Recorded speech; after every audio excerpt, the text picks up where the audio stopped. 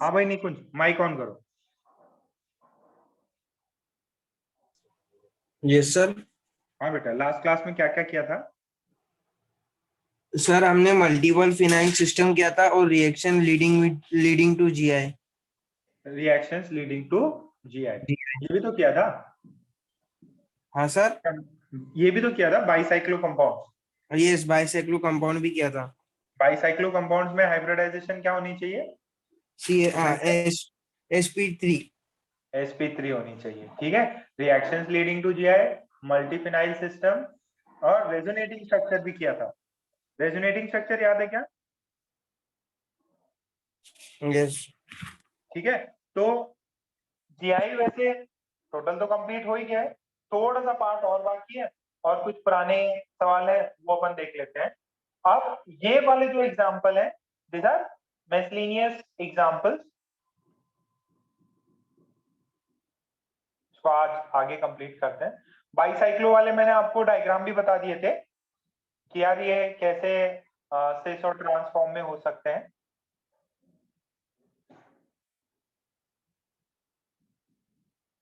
ठीक है। सो अब miscellaneous examples, these would be the miscellaneous examples. So ये है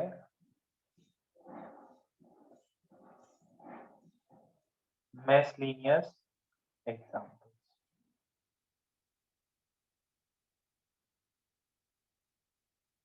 ये जरा देखो।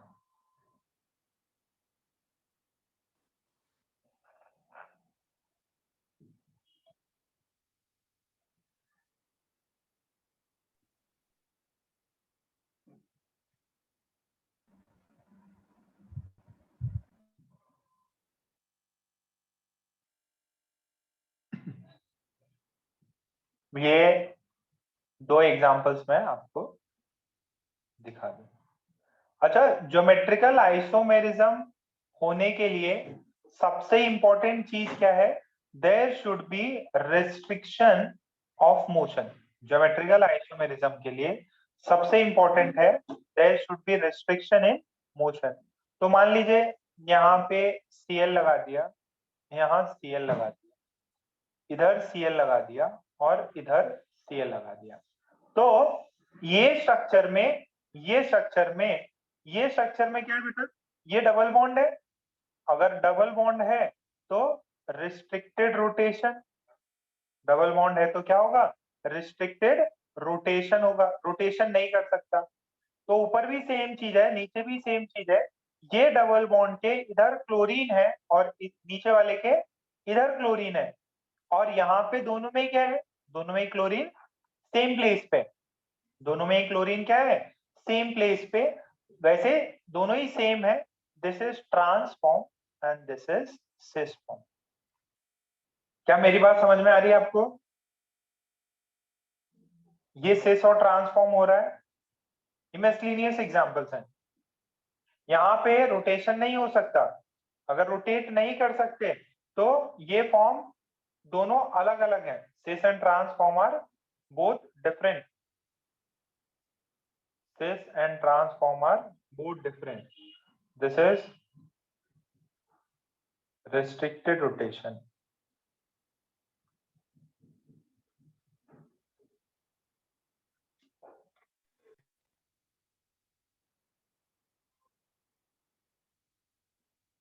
बहुत कम पूछा जाएगा ये।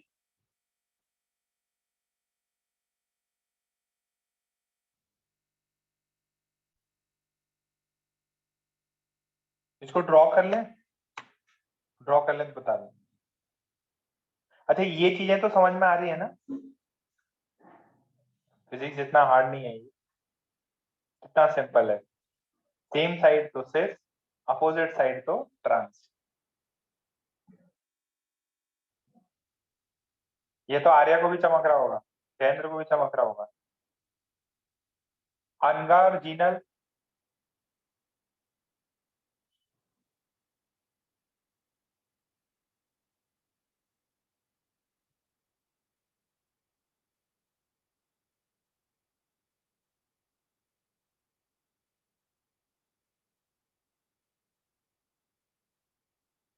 हो गया तो आगे बढ़ते हैं।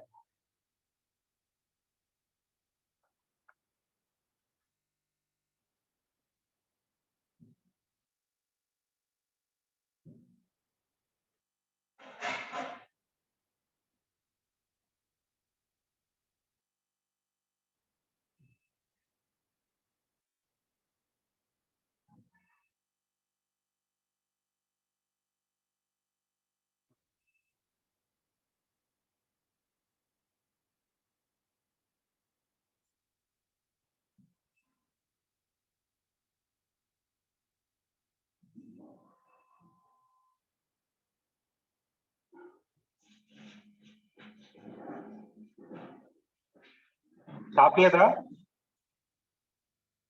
ये दो एग्जांपल।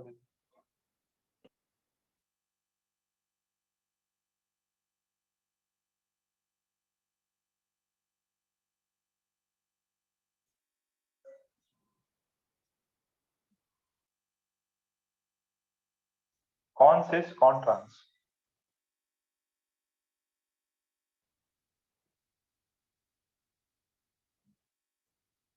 देख रहे हो ये रोटेट नहीं हो सकता, बट अगर ऐसा कुछ बना देंगे ना,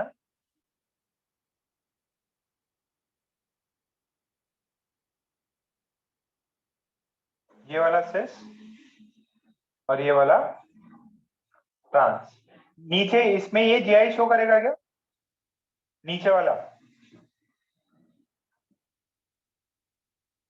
ये जीआई शो करेगा क्या? यहाँ पे रोटेशन रिस्ट्रिक्टेड है, यहाँ पे रोटेशन रिस्ट्रिक्टेड है, रोटेशन इज रिस्ट्रिक्टेड।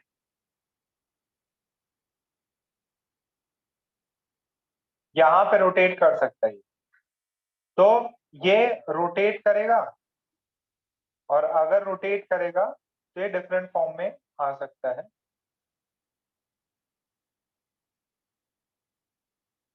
ये यहाँ से ऐसे इधर भी घूम के आ सकता है, तो इस वाले में तो ये दोनों एक ही चीज है,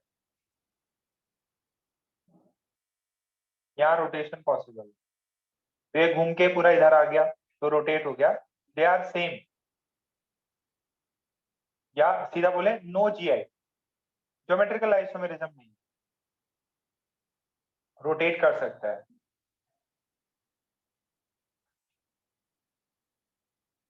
इजी है, ड्रॉ कर लो तो डन कर दो।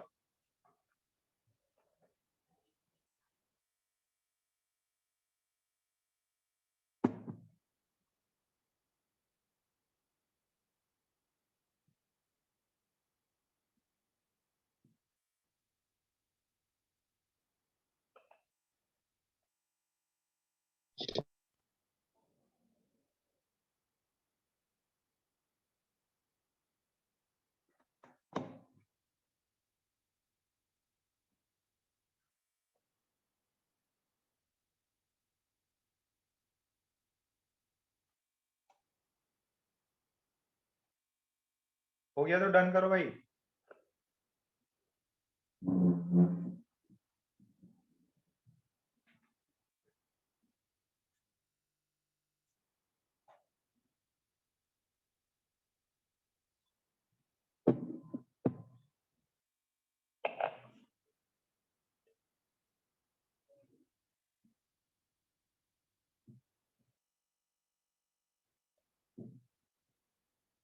चलो लास्ट प्रॉब्लम करते हैं इसका, फिर कुछ आईआईटी के सवाल देखेंगे।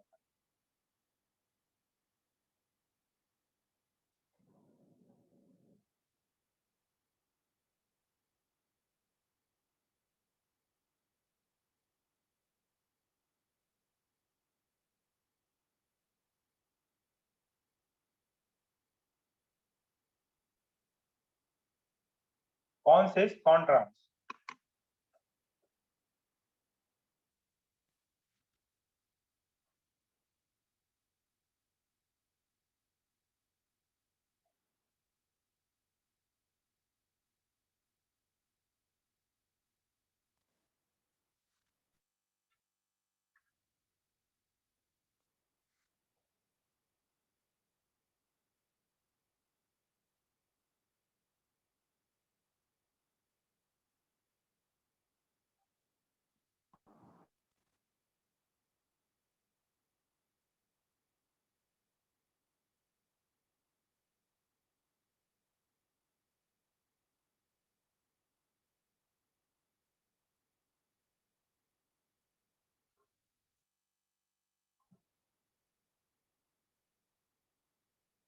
ठीक है, तो ये देखो, ये दोनों अपोजिट है, तो ये ट्रांसफॉर्म हो गया, ये दोनों सेम साइड है, तो ये सिस हो गया, ये हो गया सिस फॉर्म। अच्छा अभी जरा और प्रॉब्लम्स देखते हैं इस पे। ये आईआईटी के पास ईयर्स के सवाल हैं, ये पहले भी मैंने करा रखा है, फिर भी देखते हैं। विच विल शो जीआई, इनमें से कौन सा जीआई शो करेगा? Propene, 1 phenyl propene, sorry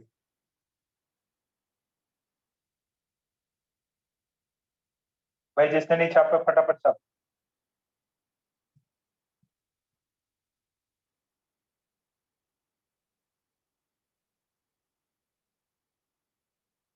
screenshot ले लिया?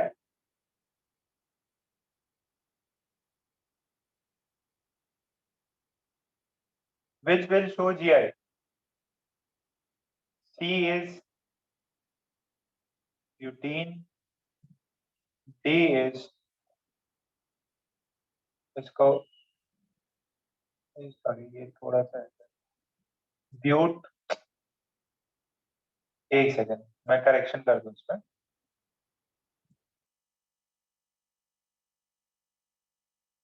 ब्यूट 2 इन, और एक है 2 मिथाइल ब्यूट 2 इन। इनमें से कौन सा जीआई शो करेगा? पहले भी पूछ रखा है, सॉल्व करें।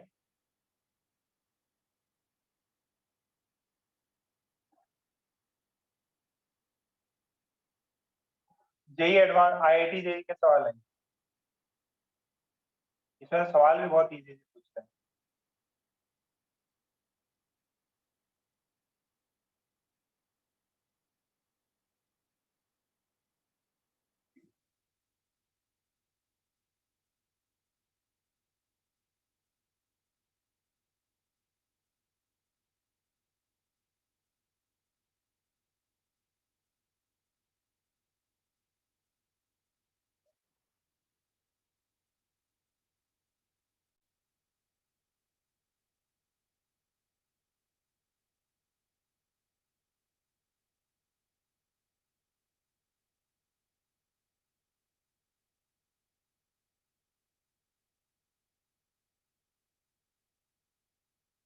फर्स्ट का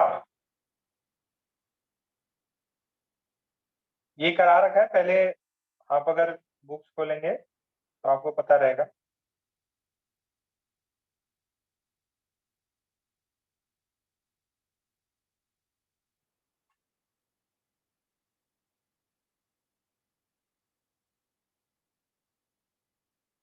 बोर्ड फॉर्म, ये बोर्ड के ऊपर 2-3 बार सवाल आ चुका है। एक तो मैंने पहले भी बता रखा था क्लास में,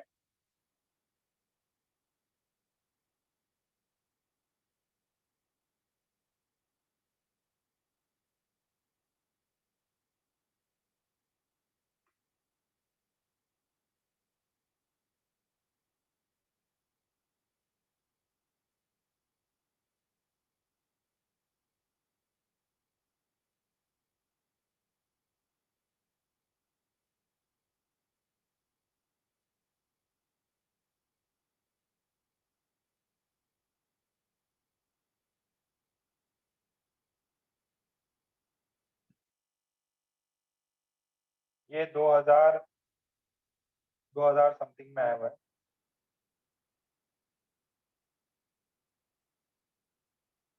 इसका ये वाला ऑप्शन है, इसका भी ये ऑप्शन।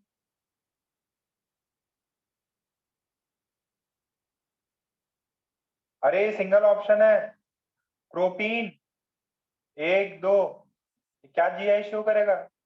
1 फिनाइल प्रोपीन, 1 पे जो है आप पीएच लगा दो, प्रोपीन ये एच, और ये देखो डबल डबल, एक फिनाइल है और प्रोपीन है।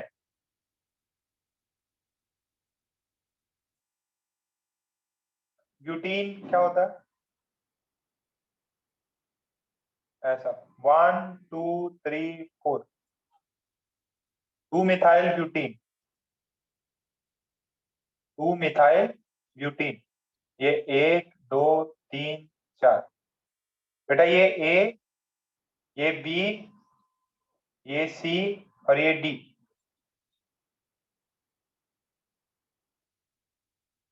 वन पे फिनाइल, एक प्रोपीन के वन पे, 1 2 3, वन पे फिनाइल लगा दीजिए तो एक पीएच है, एक एच हो जाएगा, इधर एक CH3 है, इधर एक एच है। हाँ भाई, किसको डाउट है बी में? हाँ वही मैं पूछ रहा हूँ, किसी को डाउट है क्या बी में? बी होगा कि नहीं होगा? बी वाला होगा कि नहीं होगा?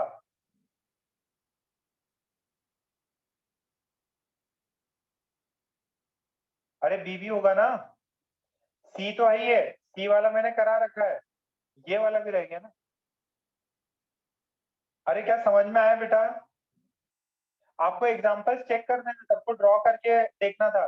तो वन पे एक फिनाइल लगा है, प्रोपीन है, 1 2 3, तो ये एक CH3, ये H, ये PH और ये H, तो इसका सिस ट्रांसफॉर्म हो सकता है, तो इसके दो आंसर होंगे।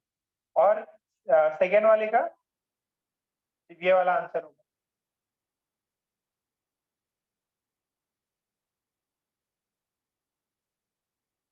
ये बात क्लियर है क्या सभी को? आगे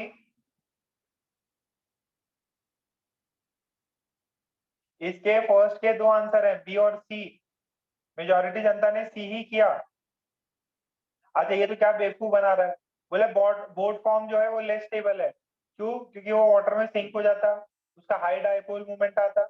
मेन रीजन है अनस्टेबल क्यों है, याद करो, ऐसा मैंने बोर्ड बनाया था, क्लास में दिखाया था आपको। ये एक एच और ये एच, नोट्स पे लिखा हुआ है क्या? ये मैंने नोट्स में लिखा हुआ है क्या फ्लैगपोल हाइड्रोजन? तो नोट्स नोट्स में है ये, दो क्वेश्चन हो गए। अच्छा नेक्स्ट क्वेश्चन ये हो गया ना, आगे बढ़ जाऊं।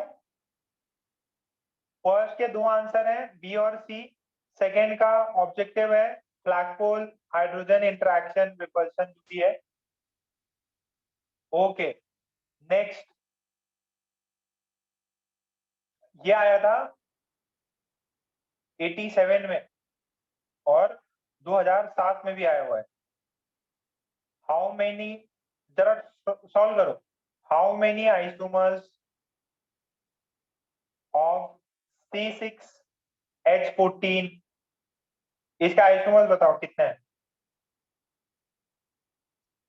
स्ट्रक्चरल आइसोमर्स, सिर्फ स्ट्रक्चरल, सिर्फ स्ट्रक्चरल, सिर्फ स्ट्रक्चरल बताने।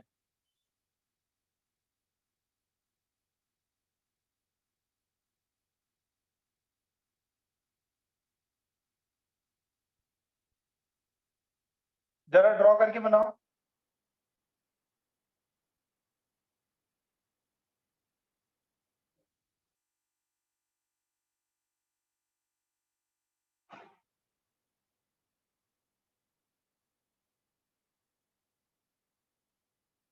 सभी बच्चे ड्रॉ करके बनाएंगे ये, आज कंप्लीट तो हो ही गया अपना।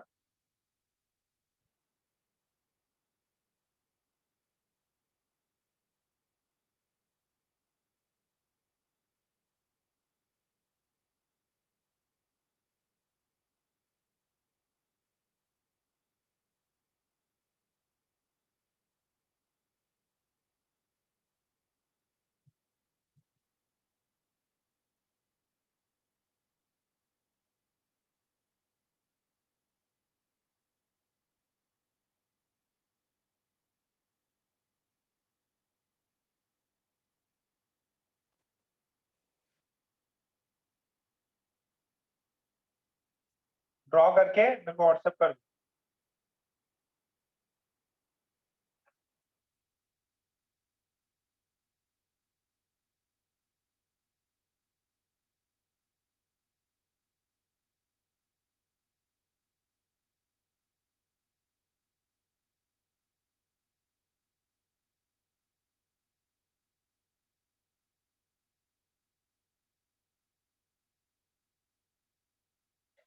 5 आ रहे हैं लोगों के, 5 आ रहे हैं क्या?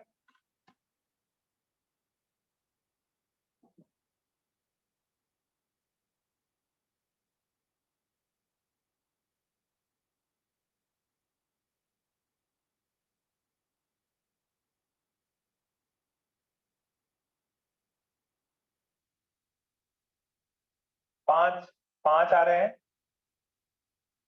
आंसर ये दिया हुआ है 5। तो ये 2007 में भी आया था, या आईआईटी एडवांस में आया था। ये शायद मैंने बनाए होंगे, देखना जरा। पहले पहले क्या करते हैं बेटा, इसका डीबी निकालेंगे। डीबी कितना आएगा इसका, इसका डीबी कितना आएगा, 0। तो कोई भी डबल बॉन्ड नहीं है, ना ही साइक्लिक पार्ट है, मतलब सब ओपन चेन है। ओपन चेन में 5 स्ट्रक्चर बन जाएंगे, आप बना के देखना। चेन आइसोमर्स, पोजीशन आइसोमर्स 5 आएंगे। चेन आइसोमर्स, पोजीशन आइसोमर्स 5 आएंगे टोटल। तो इसका ये आईआईटी में पूछा था 2007 में और 87 में, 2 बार रिपीट हो चुका है। क्या पता आपको कुछ और दे दे ये, बट ऐसा सवाल आ सकता है। वेरी गुड, गार्गी ने 5 बना के भेजे हैं। ओके, 2-3 बच्चों ने और बनाए हैं, नमन, बुदुल, देवांश, विदुषी, सौरभ, कुंज। 5 आ गए ना, ठीक है। अच्छा नेक्स्ट बताओ।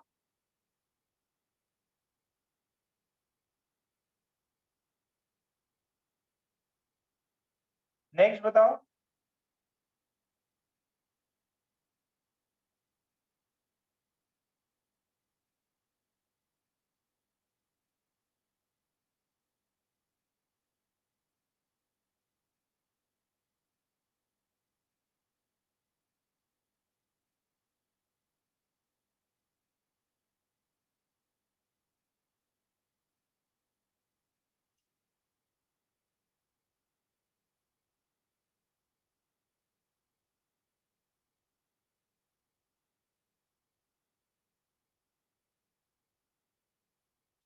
देखो ये अंग्रेजी है, least hindered rotation. Least hindered rotation, Ayush क्या मतलब हुआ, Ayush? Yes sir. Least hindered rotation का मतलब क्या हुआ बेटा? जिसमें सबसे कम रोटेशन होगा।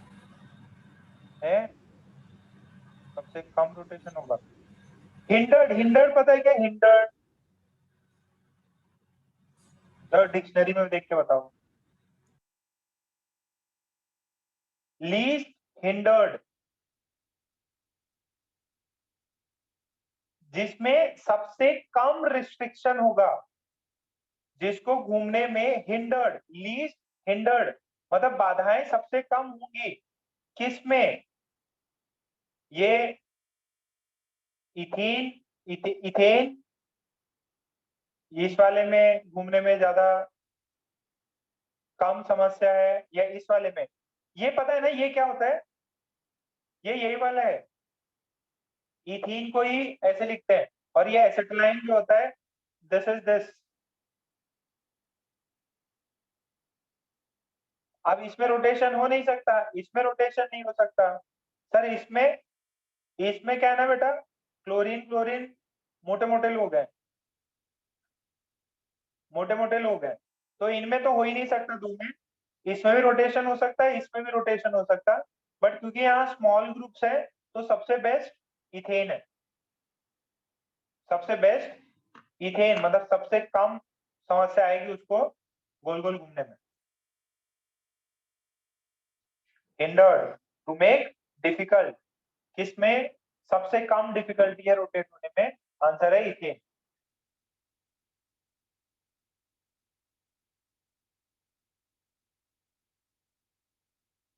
यहां तक क्लियर है?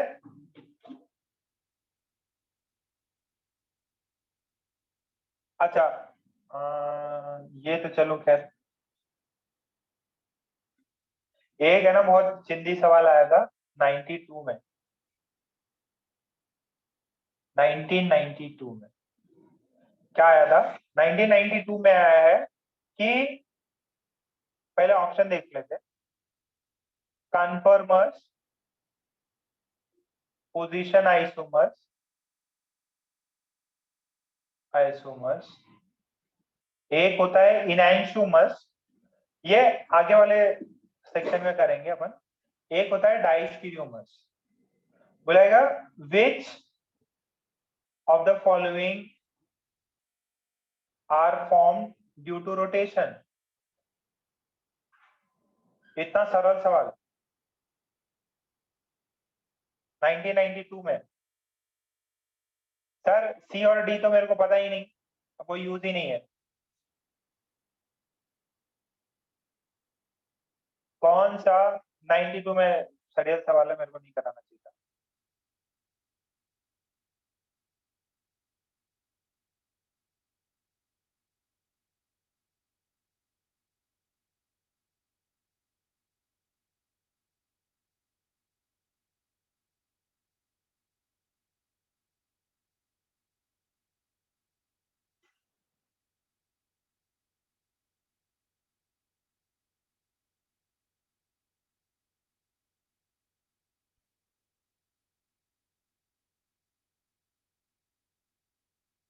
ठीक है, कन्फर्मर्स रोटेशन के अलॉन्ग फॉर्म होते हैं।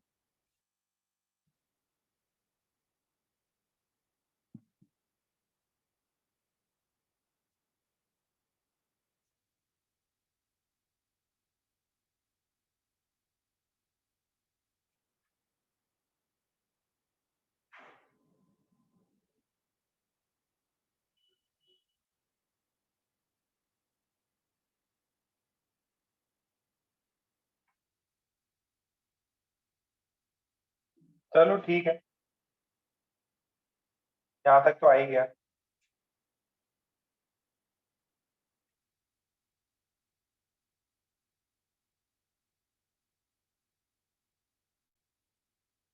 अच्छा, एक ये स्ट्रक्चर दिया, बोला कि ऐसा एक स्ट्रक्चर दिया हुआ है X H H, this is CH3, this is CH3, this is Y। ठीक है। अच्छा, ये बोल रहा है in Newman projection, in Newman projection of 2,2 dimethyl butane, 2,2 dimethyl, ये जो है ना न्यूमैन प्रोजेक्शन है। what are x and y? x और y क्या है? x और y क्या है? ये क्वेश्चन आया हुआ है IIT में। ये न्यूमैन प्रोजेक्शन तो याद है क्या बेटा? IIT का सवाल कर रहे हो। केमिस्ट्री सबसे बढ़िया चीज है, कुछ ज्यादा दिमाग नहीं लगाना, थ्योरी याद है तो सब आता है। एक्स और वाई क्या होंगे? ये न्यूमैन स्ट्रक्चर किसका है? एक्स और वाई क्या होंगे?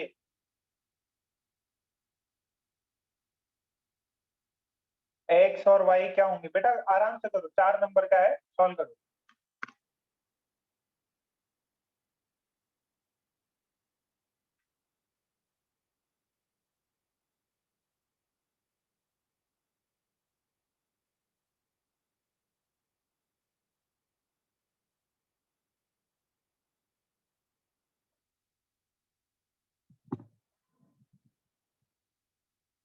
बना के भेजो जरा।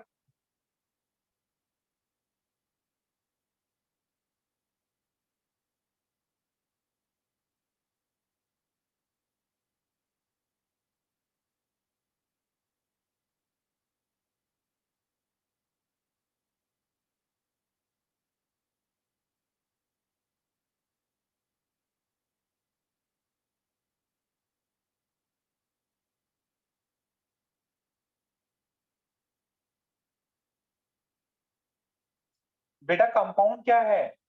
2,2 डाइमिथाइल ब्यूटेन है। 2,2 डाइमिथाइल ब्यूटेन है। इसका 6 नंबर डाल के सब आंसर करें। मेरे को पता ही नहीं ए कर रहे हो बी कर रहे हो, 6 नंबर डाल के आंसर करें। बेटा पहले स्ट्रक्चर बनाओ ना।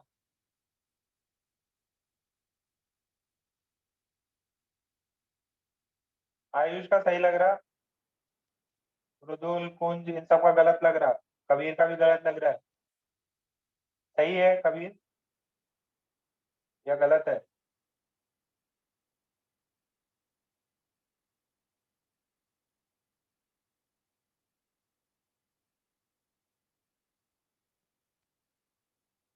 सही स्ट्रक्चर सही बनाया ना? जरा बना के सेंड करो मेरे को।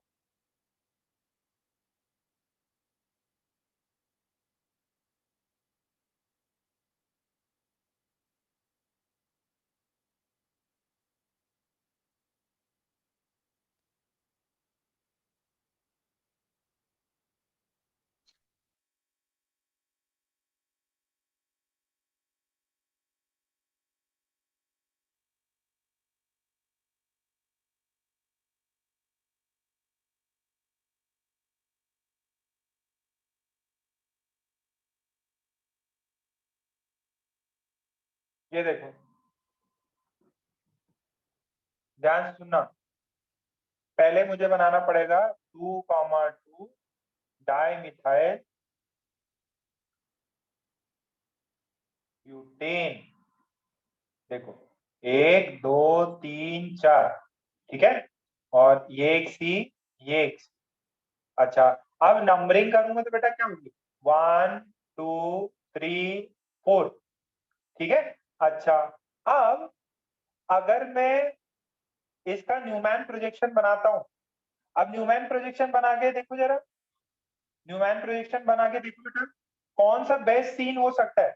देखो, ये जो है ना, ये H और X, ये वाला फ्रंट कार्बन है। ये कौन सा है? This is front carbon. और ये जो पीछे है, ये बैक कार्बन है।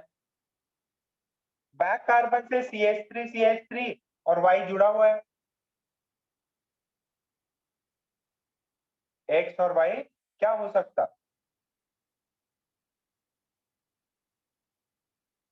मुझे एक लग रहा कि उसपे 2 CH3 पहले से जुड़े हुए हैं। देखो, अगर अपन इस बॉन्ड के अलोंग बनाए,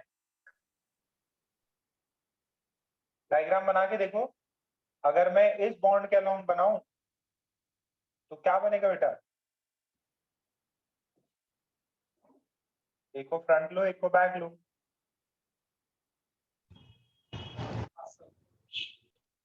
अगर 3 को मैंने फ्रंट लिया तो 3 के यहाँ पे H, यहाँ पे H, ये CH3 है। तो फ्रंट लिया तो H, H, और कहाँ पे था? CH3। और बैकवर्ड, ये वाला बैकवर्ड है। बैकवर्ड, बैकवर्ड वाले कौन हुआ? ये। तो इसके कितने लगे हुए?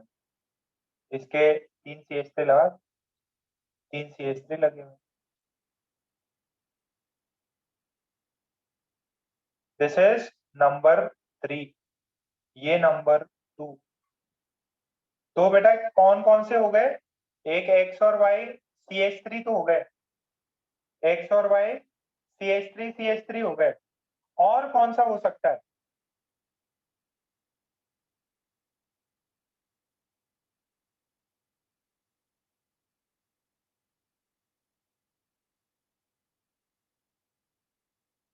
बी भी हो सकता है क्या? बना के दिखाओ। अरे X और Y जो है ना, CH3 कर। कितनों ने बना के भेज दिया?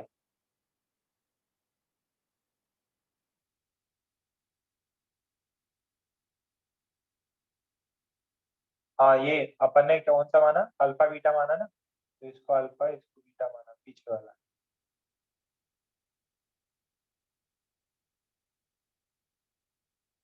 Very good. एक ये बना सकते हैं, देखो, एक तो ये हो गया। एक ऐसा कर सकते हैं, 2 आंसर आ गए इसके।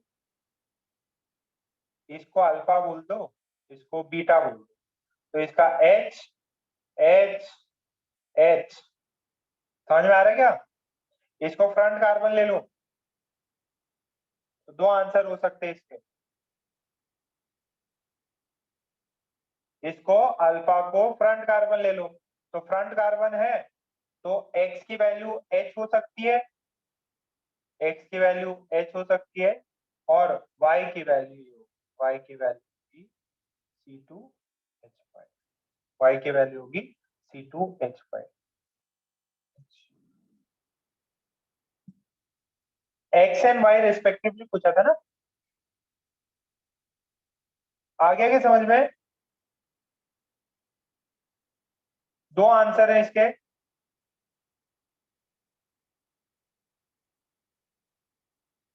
बेटा ये नहीं समझ में आया, ये दो दो पार्ट है, एक ये वाला हो गया, this leads to option B, और एक ये पार्ट हो गया जिसके अंदर मैं बोल रहा हूँ यहां से जो है ना, इसको अल्फा बोलो, इसको बीटा बोलो।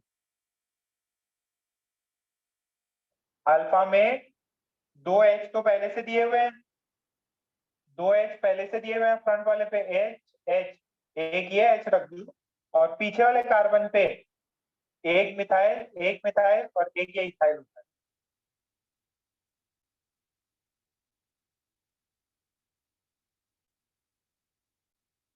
नहीं, अल्फा बीटा चेंज कर रहे हैं ना बेटा मुलार, अल्फा बीटा अपन चेंज कर सकते हैं, दोनों ऑप्शन है, शाबाश। आप लोगों ने एक एक ही आंसर किया, बट दोनों ऑप्शन पॉसिबल है, फर्स्ट वाला भी हो सकता, बी वाला भी हो सकता, डी वाला भी हो सकता।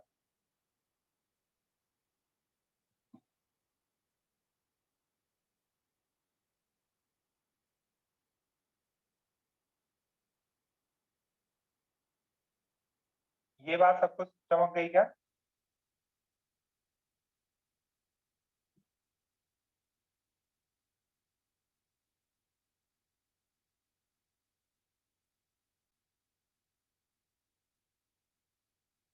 बढ़ जाऊं आगे, दोनों आंसर हो सकते हैं इसके।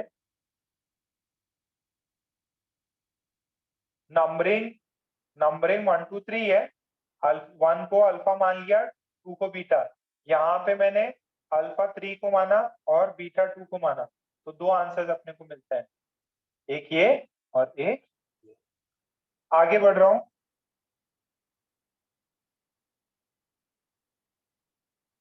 न्यूमैन प्रोजेक्शन पे भी देखो ऐसे सवाल बन सकते हैं।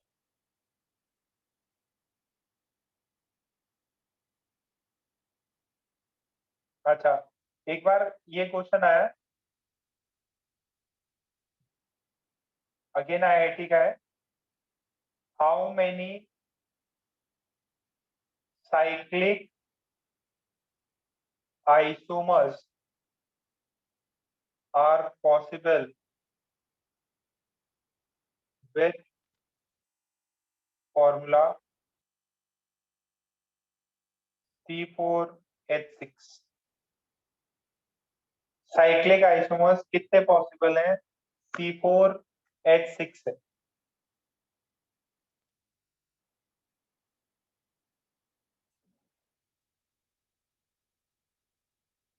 नंबर बताओ।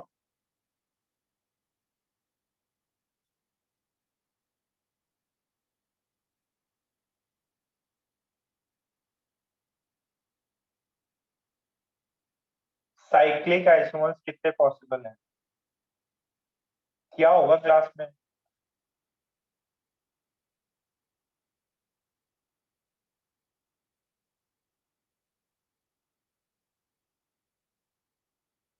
ये भी आईआईटी में आया हुआ सवाल।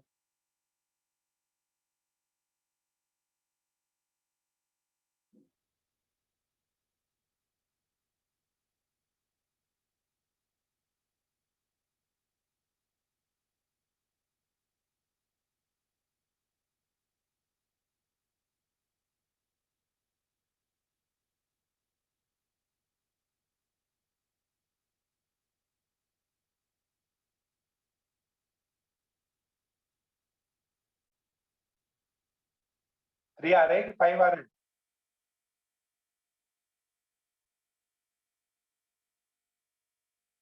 अरे इसका पहले डीवी निकालो, डीवी कितना है?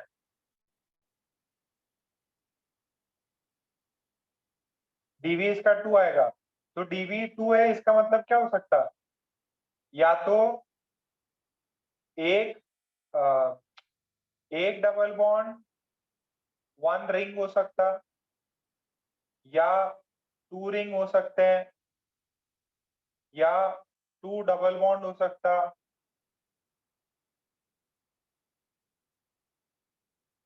ठीक है, वन डबल बॉन्ड। आपको क्या आता है बेटा, आपको ऑब्जेक्टिव में आता है कि भाई कितने स्ट्रक्चर्स पॉसिबल है। आपको ऑब्जेक्टिव ये शायद कराया था मैंने, क्लास में करा रखा है, ये करा रखा है ना क्लास में। ये ऐसा, फिर ऐसा, फिर पहले चार मेंबर का देख लो, एक रिंग एक डबल बॉन्ड, फिर फिर चार मेंबर में एक फ्यूज टाइप का बनाया था मैंने, क्या ऐसा रिंग बना के ऐसे बाईसाइक्लो बना लो, तो दो रिंग हो गए, चार मेंबर का ही चलने दो। अब और तो कोई पॉसिबल केस है नहीं। अब तीन मेंबर पे पहुंचेंगे। तीन मेंबर पे क्या किया, तीन मेंबर बना के एक डबल बॉन्ड बना दो और एक इधर लगा दो, ठीक है। दूसरा क्या हो सकता, इधर लगा के इधर लगा दो। एक और हो सकता, डबल बॉन्ड को बाहर।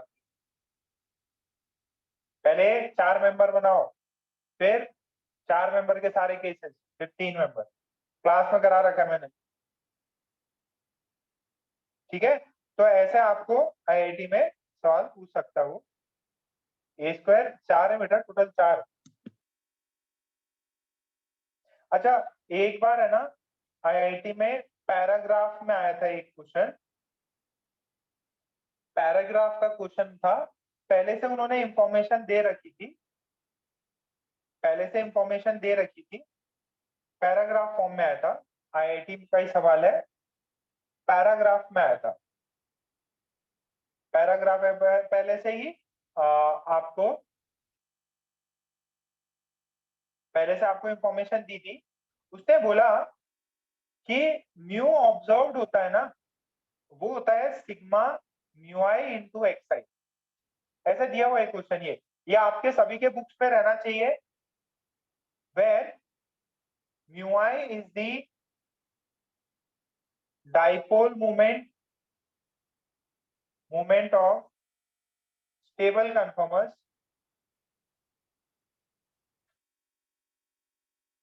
And X i is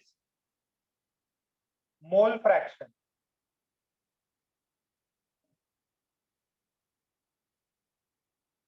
x i क्या है, मोल फ्रैक्शन है। आपको दिया है if mu observe is 1.0 debye and mole fraction of antiform is 0.8, find mu of gauge form। ये क्वेश्चन फॉर्म में आया था, इसको क्वेश्चन को करते हैं।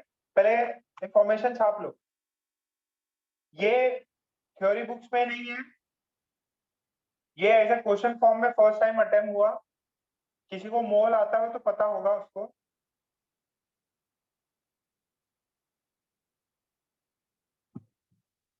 मैं सॉल्व करना सिखाता है स्कूल में। पहले छाप लो क्वेश्चन।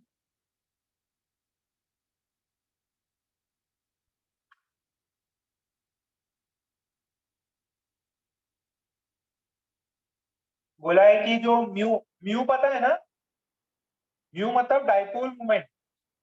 डाइपोल मोमेंट होता है, वो होता है sigma mu i into X i, where mu i is dipole moment of stable conformers and X i is the mole fraction, and X i is the mole fraction of conformers.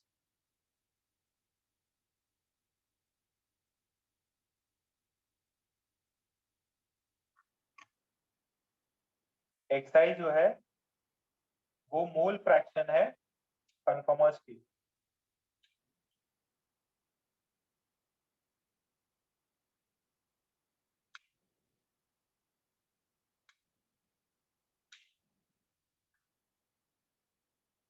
अब इसको solve करते हैं बेटा।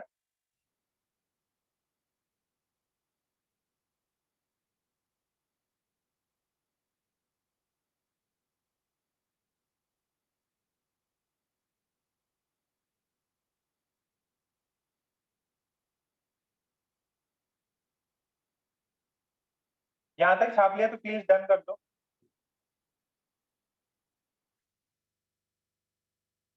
यहां तक छाप लिया तो प्लीज डन कर दो।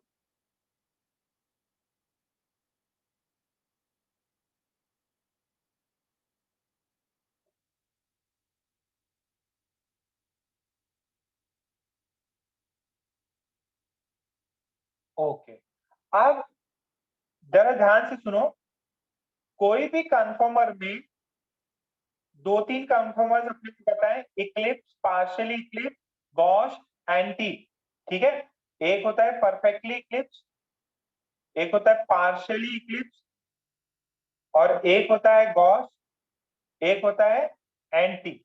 जनरल केस है। ठीक है, तो आपसे ये बोला है ये परफेक्टली इक्लिप्स और पार्शियली इक्लिप्स। अच्छा, सबसे ज्यादा स्टेबल कौन होता है जनरली? जनरली सबसे ज्यादा इनमें कौन सा स्टेबल होता है? सबसे ज्यादा ये स्टेबल होता है जनरली, अनलेस और अनटिल हाइड्रोजन बॉन्डिंग ना हो। तो सबसे ज्यादा ये, फिर उसके बाद में इसका नंबर, ये लोग दोनों क्या है? अनस्टेबल है। अनस्टेबल क्यों होता है?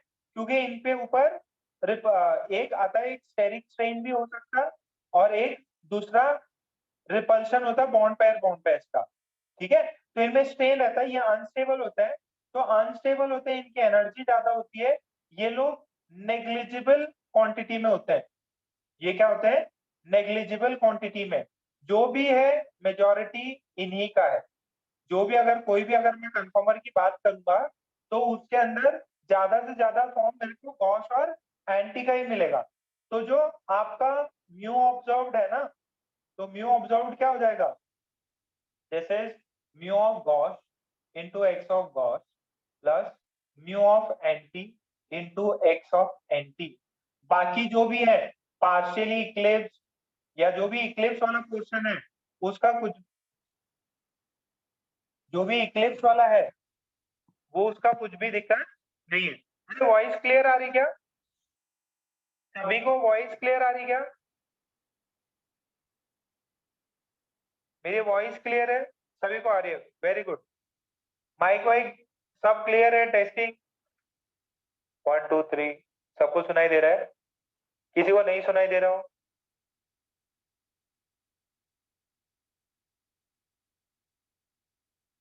ओके, तो बेटा ये क्वांटिटी तो क्या हो गई? ये क्वांटिटी जीरो, यानी कि जो मेरा म्यू ऑब्जर्व्ड है वो सिर्फ और सिर्फ गॉस का म्यू पे और कंसंट्रेशन पे, एंटी का कंसंट्रेशन और इस पे डिपेंड करेगा। अच्छा, जरा इसकी वैल्यू कितनी दी हुई है? इसकी वैल्यू दी है 1/, और क्या दे रखा है? ये दे रखा है, बोला एंटी का इतना है। एंटी का कितना है? एंटी का म्यू दिस, एंटी का इतना है। तो x of Gauss plus x of anti, यही 1 होगा। अरे ओवरऑल मोल जो भी फ्रैक्शन होगा, एक मोल में से गॉस और एंटी ही सबसे ज्यादा स्टेबल फॉर्म है, तो वही ज्यादा रहेंगे। तो इनका मोल फ्रैक्शन हो गया 1। तो ये हो गया mu of gauche. X of G कितना होगा? एक्स ऑफ जी कितना होगा? 0.18। कितनों को समझ में आया ये? बेटा पहले समझना था कि इक्लिप्स ये तो नेग्लिजिबल होते हैं, इक्लिप्स फॉर्म नेग्लिजिबल होता है। जो भी अगर कन्फर्मर्स होती हैं तो कन्फर्मर्स में सबसे ज्यादा क्वांटिटी में गॉस एंटी हो सकते हैं। और मेरे को पता है कि एंटी जो है, एंटी जो फॉर्म है वो सबसे ज्यादा स्टेबल है। इसकी वजह से एंटी का कंसंट्रेशन सबसे ज्यादा होता है, गॉस का थोड़ा सा कम। बात समझ में आई? ये बात सबको क्लियर है?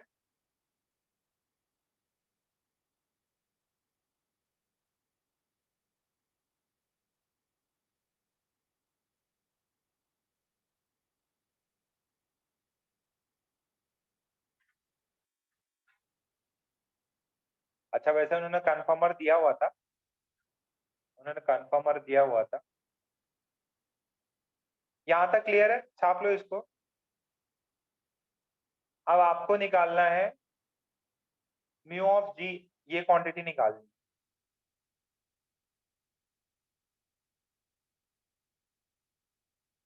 हो गया सभी का? या आईआईटी में आया हुआ पैसेज टाइप? अरे चलो, नहीं छापा, फटाफट छाप।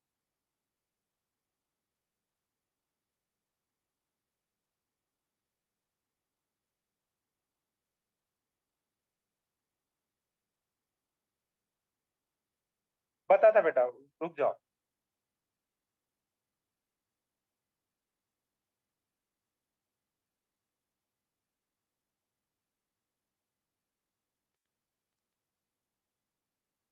यहाँ तक छाप लो।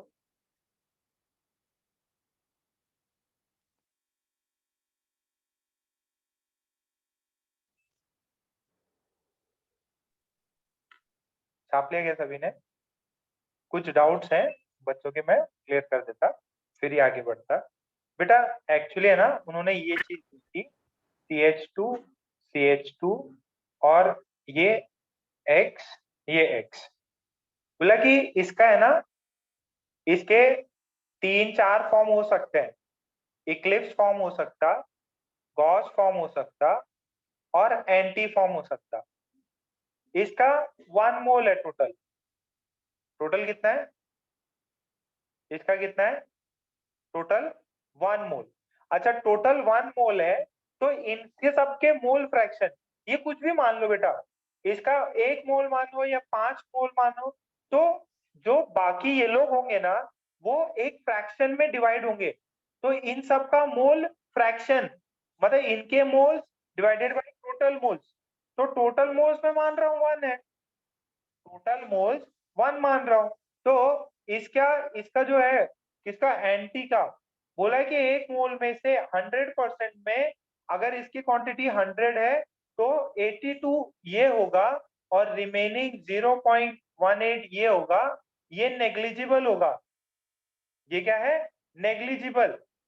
निग्लेक्ट कर सकते हैं इनको, क्योंकि ये क्या है? अनस्टेबल है। सिस्टम किस में रहना चाहता? स्टेबिलिटी में रहना चाहता। और जो सबसे ज्यादा स्टेबल, वही 1% मोल में ये कन्फर्मर एंटी का सबसे ज्यादा मात्रा में रहेगा। इसकी वजह से मोल फ्रैक्शन। अच्छा मान लो अगर इसके 10 मोल होते, तो 10 मोल होते तो इसके कितने होते? गॉज के, गॉज के कितने होते? 1.8 मोल्स होते। इसके कितने मोल्स होते हैं? एंटी के, एंटी के होते 8.2 मोल्स होते। तो अपने को क्या बोला उसने? मोल फ्रैक्शन लीजिए। मोल फ्रैक्शन मतलब गॉस के moles divided by the total moles. तो इन दोनों को जब भी ऐड करेंगे हमेशा क्या मिलेगा? स्ट्रक्चर तो एक ही है ना, 1 मोल ही मिलना चाहिए। Total, sorry, total mole fraction की वैल्यू 1 होनी चाहिए। तो बस ये चीज दी है। अच्छा एक चीज जरा यहाँ देखो, ये X, ये H, ये H, और पीछे कोई दूसरा फॉर्म है तो उसका ये X, ये H, ये H। ये कौन सा फॉर्म है? एंटी। ठीक है। अच्छा इसका म्यू कितना होना चाहिए? एंटी का म्यू कितना होना चाहिए?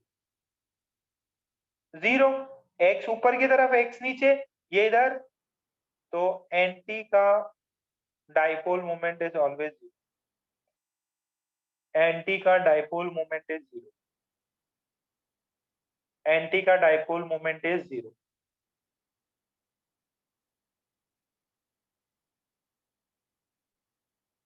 एंटी का डाइपोल मोमेंट 0 है। तो जरा इक्वेशन देखो, एंटी का डाइपोल मोमेंट कितना? 0। एंटी का डाइपोल मोमेंट 0, इसका मतलब 1 is equals to mu of anti into X of anti plus mu of G into X of G. तो इसका, सॉरी सॉरी, इसका 0 हो गया। तो गॉस का कंसंट्रेशन कितना है? ये म्यू जी 0.18। तो म्यू जी की वैल्यू कितनी आएगी? 1 डिवाइडेड बाय 0.18। इसका आंसर निकालो कितना आता। 5 पॉइंट समथिंग आएगा।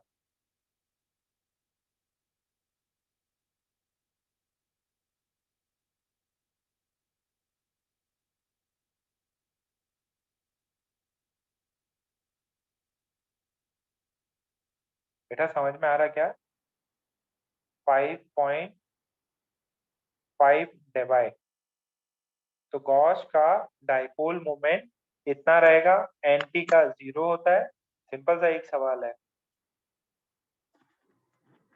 उन्होंने फर्स्ट टाइम ऐसा क्वेश्चन पूछा।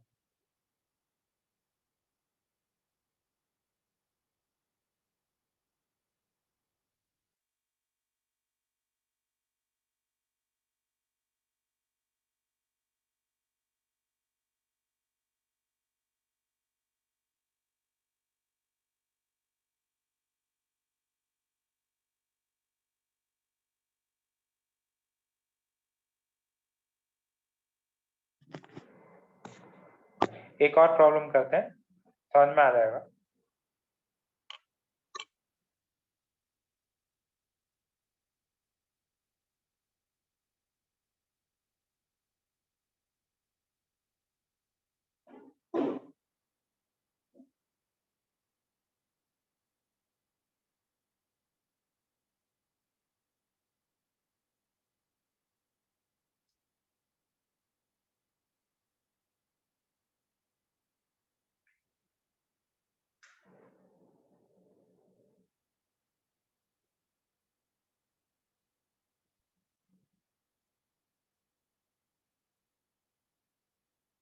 इक्लिप्स फॉर्म अनस्टेबल है, तो मॉलिक्यूल कभी भी घूम के इक्लिप्स फॉर्म में उसको बिल्कुल नहीं रुकना चाहता।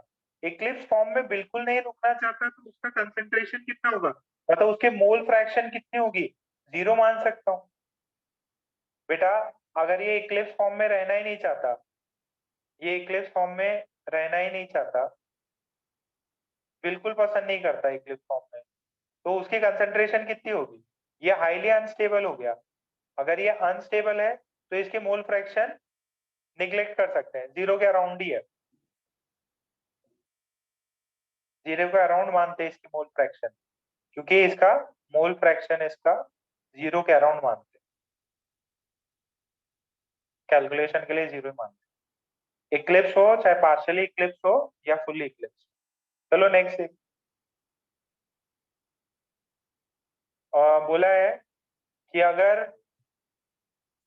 म्यू ऑब्जर्व्ड जो है that is 3 debye and concentration of NT is 0.7, ठीक है।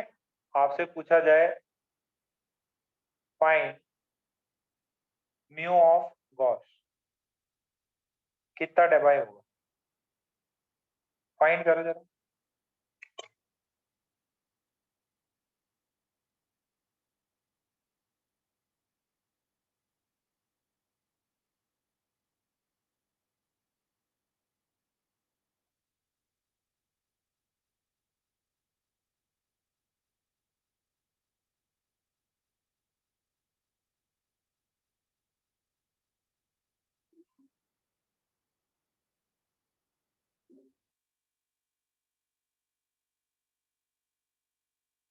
बताओ भाई कितना होगा?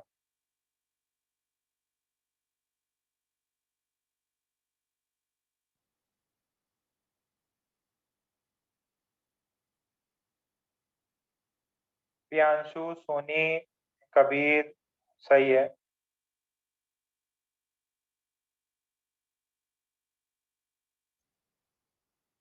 सिंधी सवाल है यार।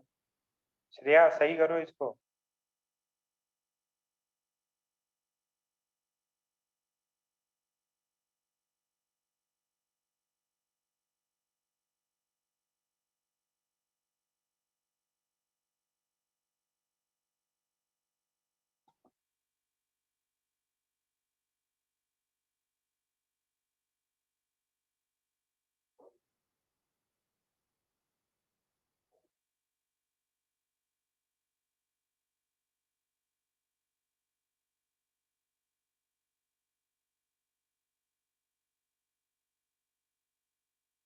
ये देखो, पहले x of anti mole fraction of gauche, इन दोनों का अप्रॉक्स 1 होता है, ठीक है। एंटी 0.7, ये x ऑफ गॉस, ये 1, x ऑफ गॉस इज 0.3। मेरे को पता है म्यू ऑब्जर्व्ड जो होता है वो क्या होता है, x of Gauss into mu of Gauss plus x of anti into mu of anti.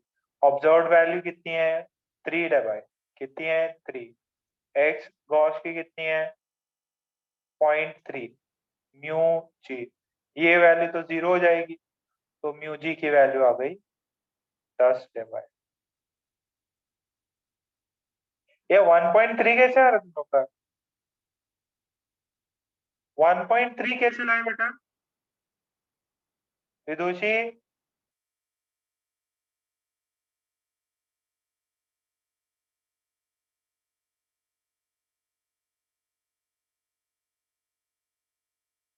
Kartik, बेटा 1.3 कैसे आया बताओ जरा।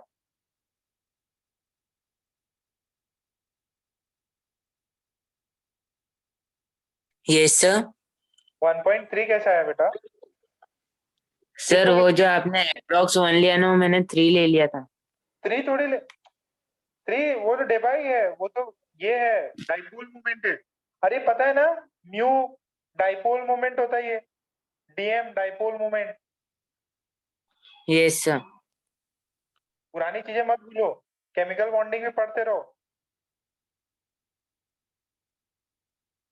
देखो इस बार के मेंस में ये क्वेश्चन आया था, I3 माइनस, इसका शेप क्या होता और एंगल कितना है,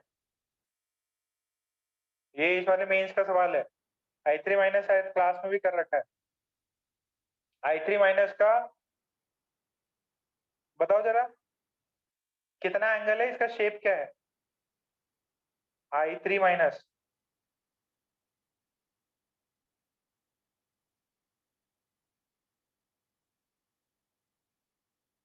वेरी गुड श्रेया, श्रेया को चीजें याद है। अरे श्रेया ने आंसर कर दिया, बाकी लोग बता ही नहीं पा रहे क्या? देवांश का गलत है, ये इस 2021 का सवाल है, अभी 2-3 दिन पहले हुआ है ये, 25 तारीख को एग्जाम था। इसका शेप बताना है, शेप शेप।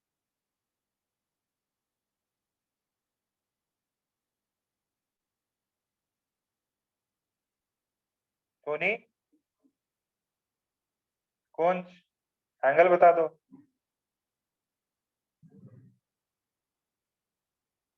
वर्मा बताओ, टेट्राहेड्रल कैसे आएगा यार, कुछ भी रिवाइज नहीं करते तुम लोग।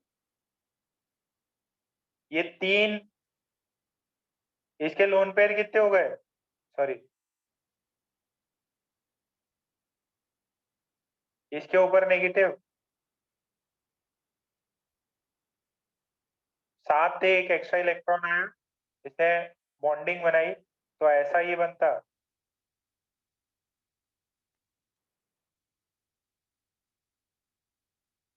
हाइब्रिडाइजेशन क्या है इसकी,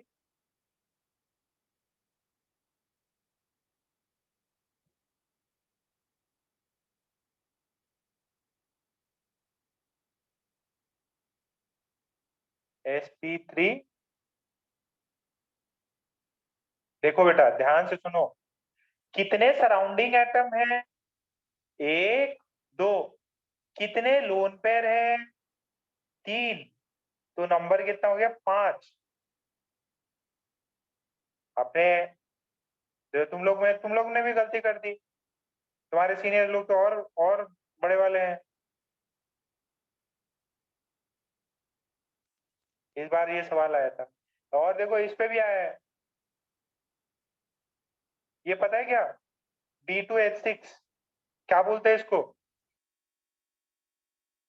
B2H6 पी ब्लॉक में भी किया होगा और अपन ने केमिकल बॉन्डिंग में भी किया था। इसमें कौन से बॉन्ड्स होते हैं पता है? वेरी गुड, जिनको पता है सही है, 2021 में ये भी आया है, बहुत पॉपुलर क्वेश्चन है। बनाना बॉन्ड होते हैं। सिंपल सा सवाल था इसके ऊपर।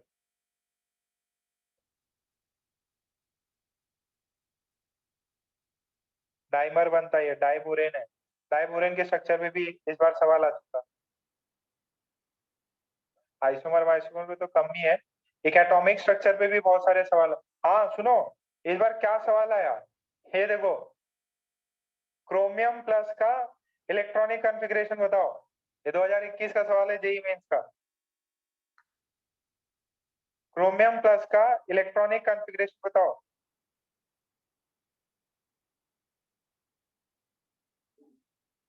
ये इस बार का सवाल है, सब अपने क्लास नोट्स में मिल जाएगा तुम लोगों को। कहाँ गया क्वेश्चंस में कराई।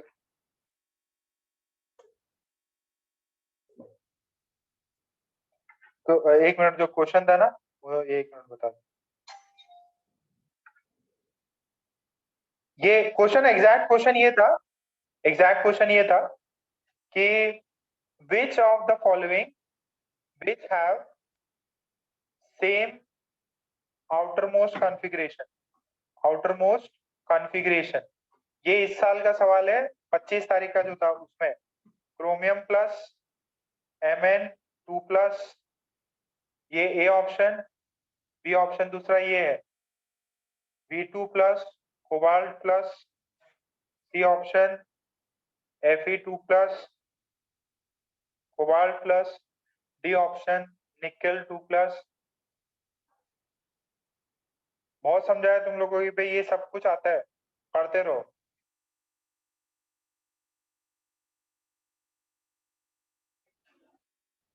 अच्छा ये भी आया था, केमिकल बॉन्डिंग के बहुत सवाल थे। Which of the following is not possible according to MOT. MOT का फुल फॉर्म बताओ।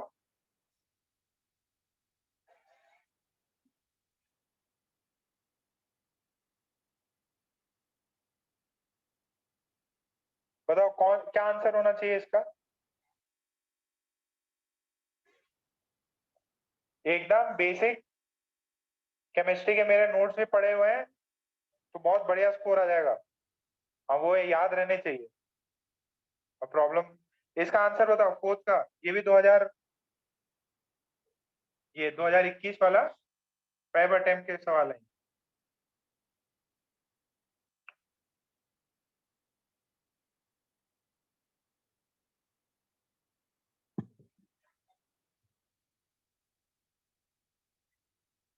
ए स्क्वायर, इसमें क्या देखते बेटा, एमओटी में कुछ याद है क्या बेटा।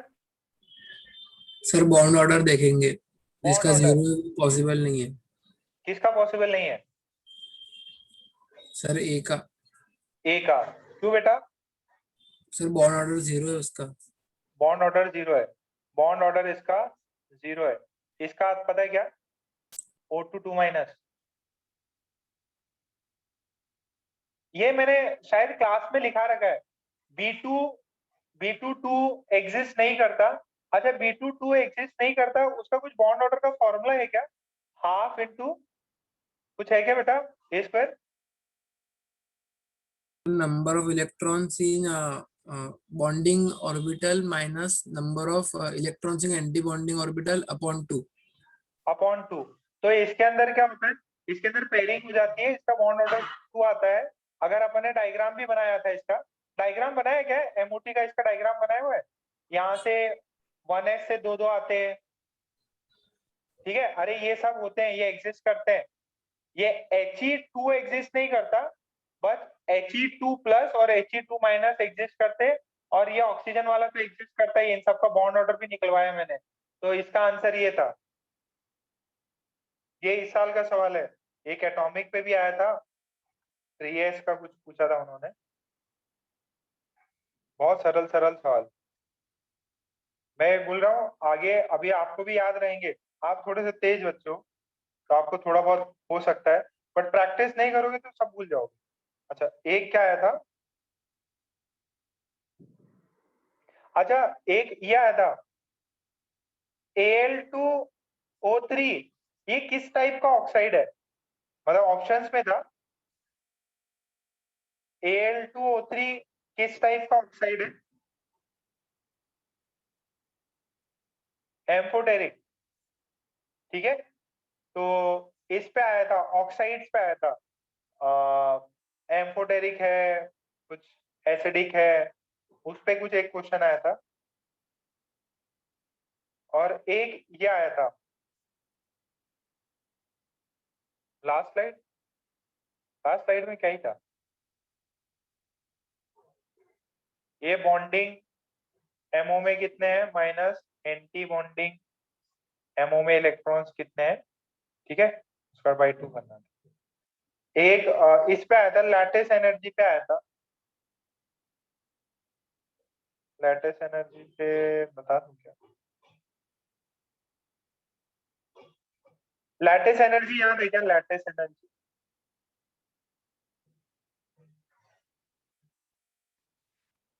अच्छा, तो आपसे पूछा था इनमें से लैटिस एनर्जी का ऑर्डर कौन है, किसका लैटिस एनर्जी ज्यादा है, LiF का ज्यादा है या LiCl का ज्यादा सर है? हाँ, सर मेरे लास्ट का लिखना है। लास्ट का फटाफट लिख लो बेटा, स्क्रीनशॉट ले लो।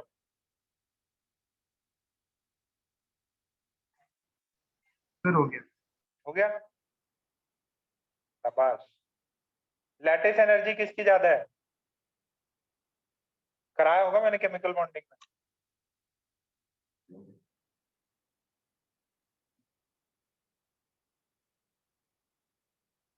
Very good.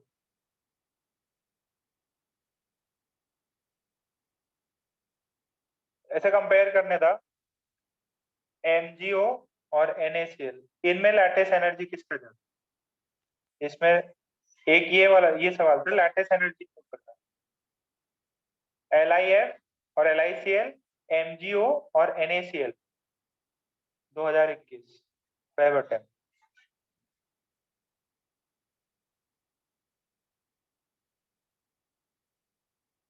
मेरे 12वीं वाले बच्चे एकदम गधापंती कर दिए, नोट्स वोट पढ़ के नहीं जाएंगे, 30 मार्क खान समझते अपने आप। क्लास में कराया है कि नहीं कराया? क्लास का एग्जाम्पल आ गया ये, वेब अटेम्प्ट 2021, सारे अपने क्लास में था ये। एक बोर मैग्नेट्रॉन जो है उसके ऊपर भी सवाल था,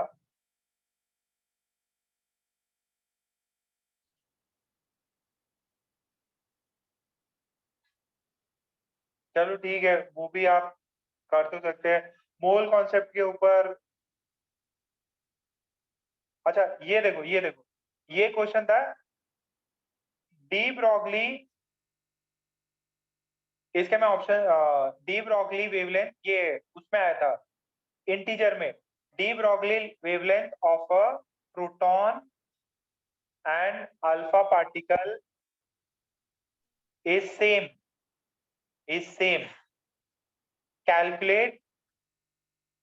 calculate their ratio of velocities, ये सवाल आया हुआ है सेम पेपर में, जिसमें लैटिस एनर्जी एम्फोटेरिक था ना, उसी में ये इंटीजर फॉर्म में था, de Broglie wavelength of proton and alpha particle is same, calculate the ratio of their velocities, find करो।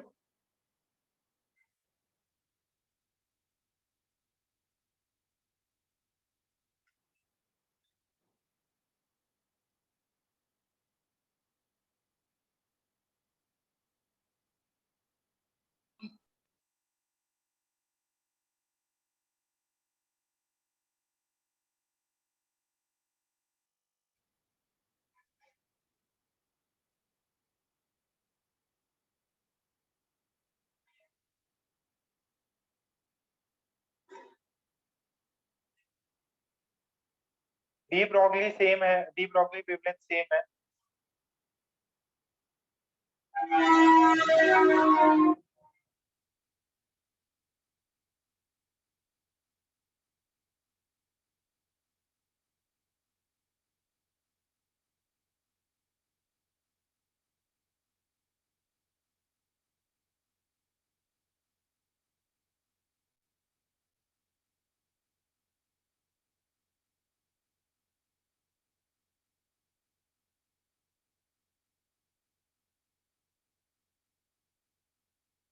ये इंटीजर टाइप है, आंसर बताओ।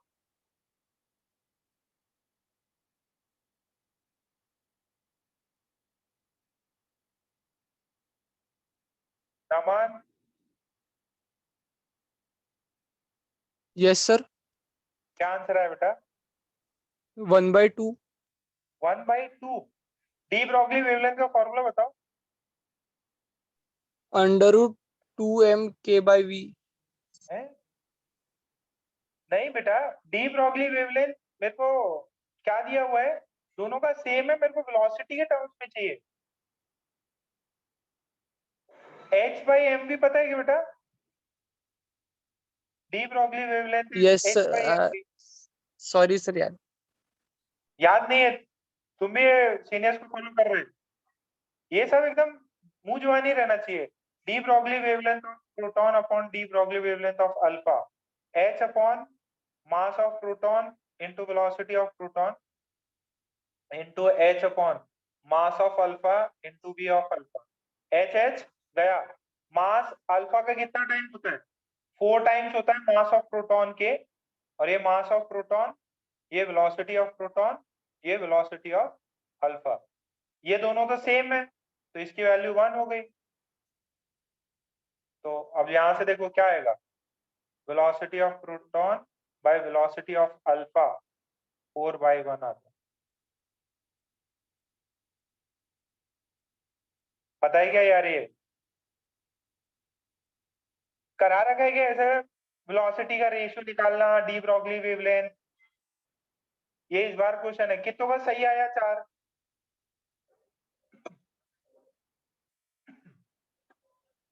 ये जो भी आपको सैटरडे संडे छुट्टी मिलती है या कम क्लासेस होती हैं, आपकी ऐसे सर की क्लासेस कम क्यों हुई है? ताकि आपको थोड़ा सा पढ़ने का चांस मिले। तो मेरा क्या है, मैं तो लगा दूंगा क्लास। फॉर्मूले याद नहीं है, बोलो नमन को याद नहीं है, बाकी जनता को तो क्या ही होगा। अच्छा, ये एक क्वेश्चन है, arrange arrange the following in ionization potential order. जरा देखते हैं। Mg है, एल्यूमिनियम है, सिलिकॉन है, फॉस्फर है, सल्फर है। इनको प्रॉपर ऑप्शंस नहीं दे रहा मैं, ऑप्शंस नहीं दे रहा। ऑप्शंस देके तो सभी लोग कर लेंगे। आपको ये बताना है इनका करेक्ट ऑर्डर क्या होगा। आयनाइजेशन पोटेंशियल या आयनाइजेशन एनर्जी कौन से चैप्टर में किया था ये? मैंने कौन से चैप्टर में कराया था ये? आयनाइजेशन एनर्जी पीरियोडिक प्रॉपर्टी में। सही आंसर बताओ। 4 ऑप्शंस नहीं दे रहा मैं, सही ऑप्शंस बताओ। करेक्ट ऑर्डर में बताओ। चलो दे देता हूं ऑप्शन।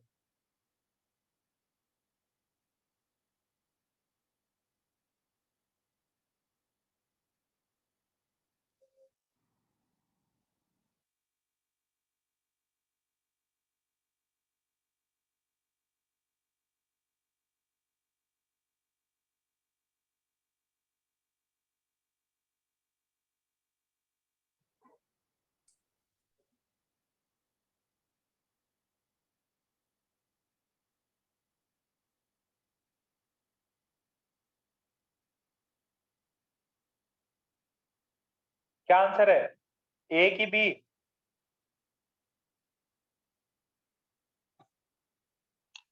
ए आंसर आ रहा कि बी आंसर आ रहा?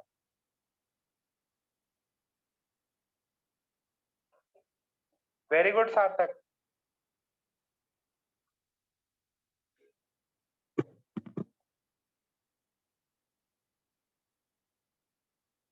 Shreya very good.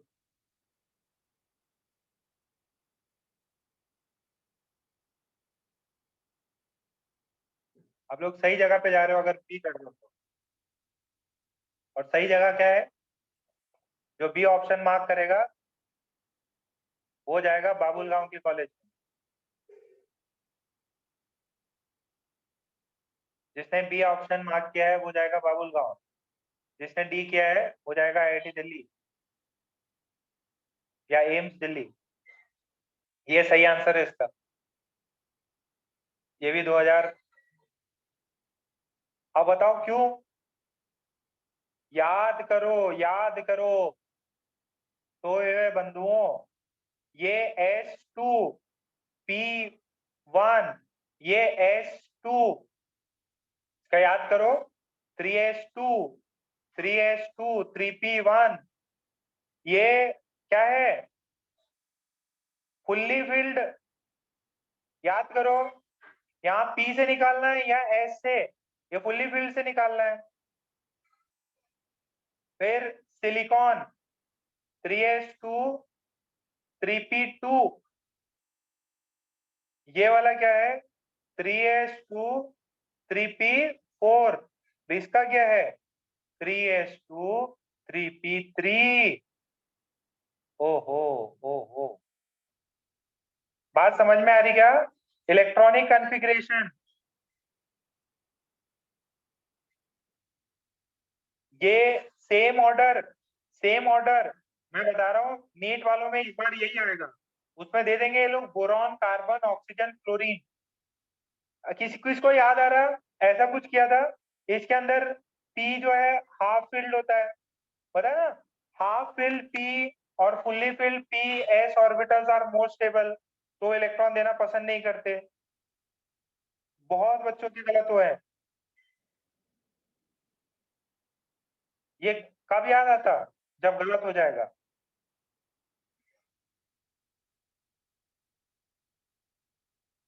लाइन से कितने लोगों का गलत हुआ ये? कितने लोगों का गलत हुआ? कितने लोगों का गलत हुआ ये?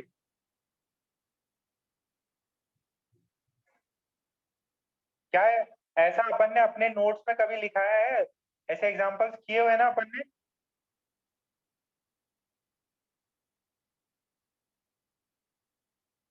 सारे एग्जांपल्स किए हुए हैं, लैटिस एनर्जी के भी किए हैं। मतलब मैं इतनी गारंटी ले सकता, जो भी पेपर आया है, चाहे मेरे फिजिक्स फिजिक्स के सवाल देखने हो फिजिक्स के, ये सब अपने क्लास में मिल जाएंगे, मेरे नोट्स में मिल जाएंगे, या अपने जो अपन ने जो भी शीट किया है वो किया है उसमें मिल जाएगा। कुछ भी आउट ऑफ सिलेबस नहीं पूछा था, और ना ही नीट में ऐसा कुछ पूछता। सिर्फ मैं बता रहा हूँ, जितना जितना पढ़ाया गया ना उसी को बार बार करते रहो, बहुत अच्छा स्कोर आ जाएगा आपका।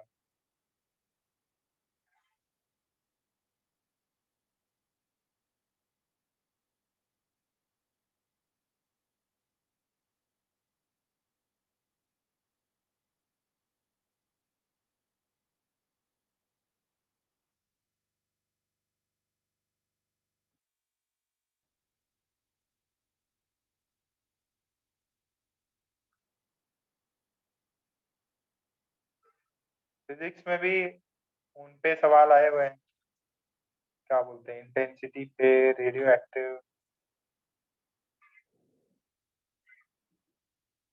ये करो जरा।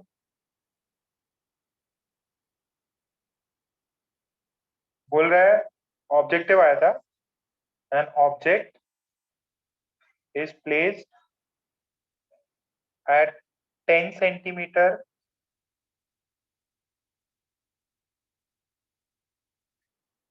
when placed at 10 centimeter from convex lens,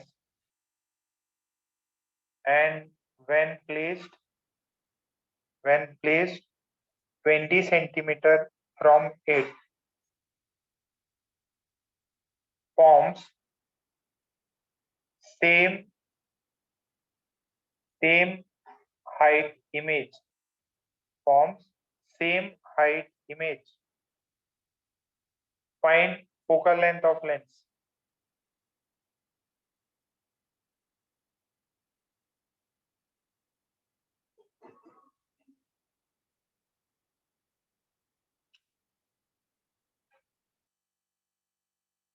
Focal length of lens निकालो।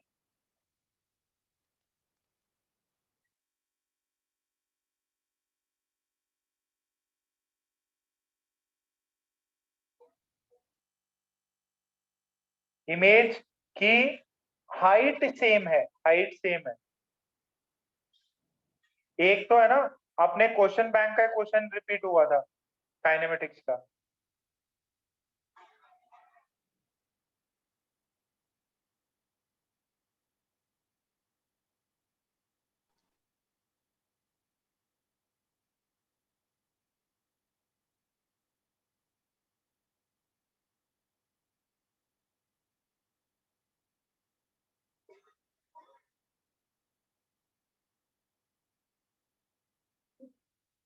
Very good.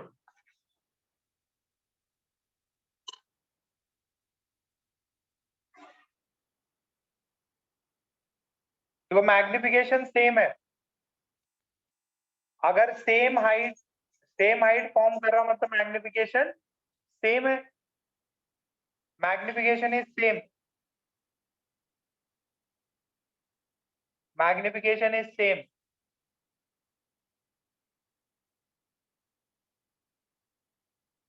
किसमें? Magnitude of magnification is same. Obvious है, एक बार लेंस के 10 सेंटीमीटर रखा और एक बार लेंस से 20 सेंटीमीटर रखा, तो दोनों ही केसेस में सेम हाइट की इमेज आ रही है।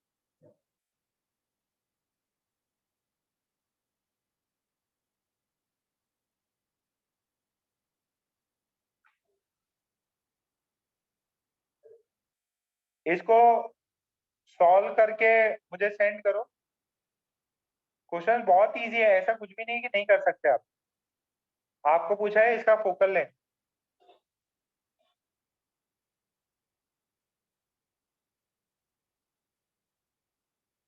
नहीं बेटा,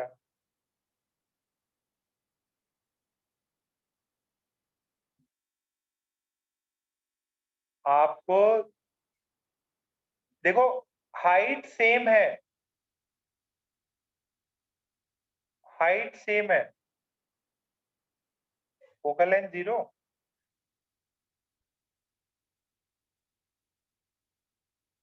ये देखो फर्स्ट केस में मैग्निफिकेशन 1 ले लो, F upon F plus U1, याद आ रहा। दूसरे वाले केस में मैग्निफिकेशन 2 ले लो, F upon F plus U2। ये चीज तो पता है। अच्छा, दोनों ही केसेस में क्या हो रहा है, ऑब्जेक्ट की हाइट और इमेज की हाइट सेम है, बट ऐसा नहीं हो सकता कि दोनों की मैग्निफिकेशन सेम हो, तो M1 has to be minus M2, ये होना पड़ेगा।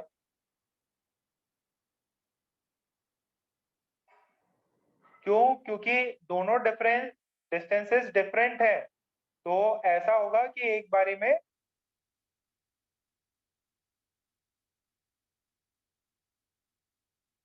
अब इसमें वैल्यूज डाल के f की वैल्यू निकालो, इसको सॉल्व करो, f की वैल्यू आ जाएगी।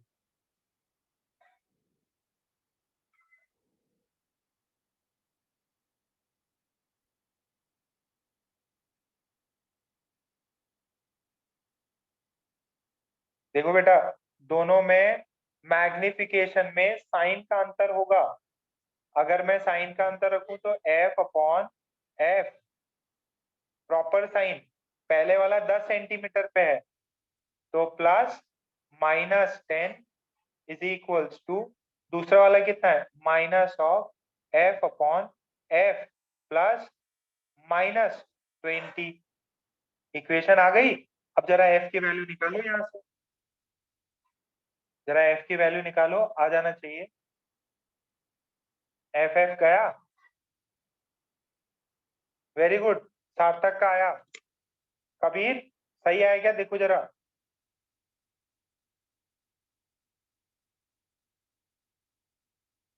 श्रेया 5 नहीं आएगा, सॉल्व करो सॉल्व करो।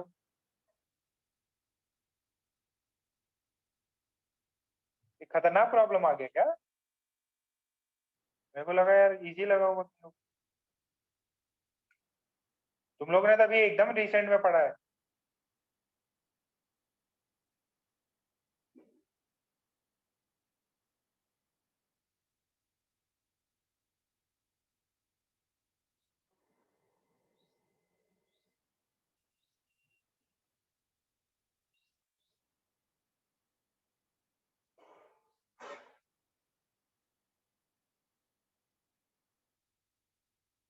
आएगा सॉल्व करके, एफ की वैल्यू 15 सेंटीमीटर।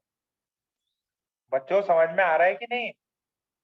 बेटा एक बार इसको 15 सेंटीमीटर रखा आपने तो 15 माइनस 10 5 आएगा, और एक बार 15 माइनस 20 तो भी 5 आएगा। समझ में आ रही है मेरी बात? जीरो नहीं होगा इसका।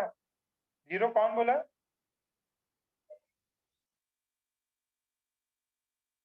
अरे लेंस तो है ही यार, जीरो कैसे करोगे? वर्नियर पे भी एक सवाल था। चलो ठीक है, आज का यहीं पे खत्म करते हैं। अपना ज्योमेट्रिकल आइसोमेरिज्म पूरा कंप्लीट हो चुका है। कन्फर्मर्स, स्ट्रक्चरल आइसोमर्स, सिर्फ एक अभी ऑप्टिकल आइसोमर्स स्टार्ट करना है अपने को। ऑप्टिकल आइसोमर्स में थोड़ा सा ज्यादा टाइम लगेगा, एंड ये गारंटी है बहुत इजी है। सब कुछ इजी रहता, बच्चा बस पढ़ाई नहीं करता ना, उसको एक्सेप्शन याद रहते हैं।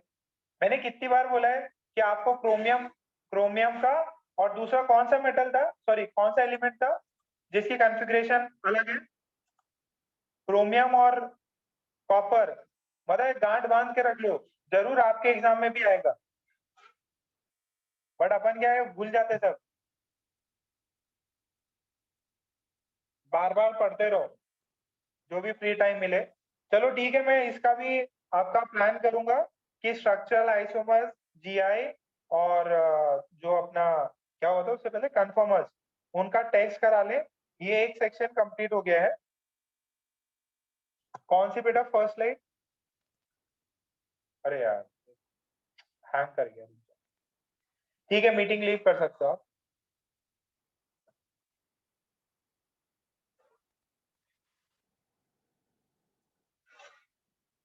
एक मिनट अभी कर।